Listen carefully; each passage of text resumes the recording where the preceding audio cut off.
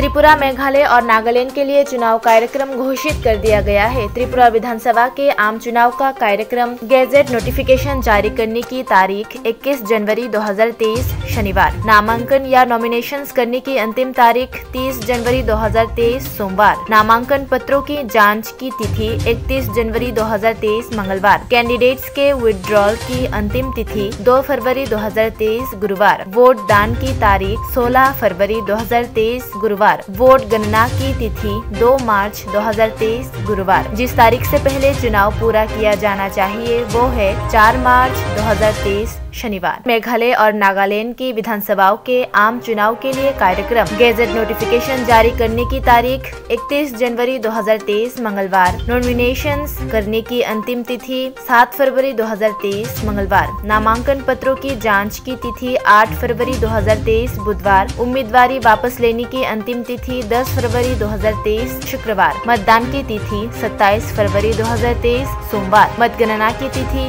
2 मार्च 2023 गुरुवार। तारीख जिससे पहले चुनाव पूरा किया जाना चाहिए वो है 4 मार्च 2023 शनिवार।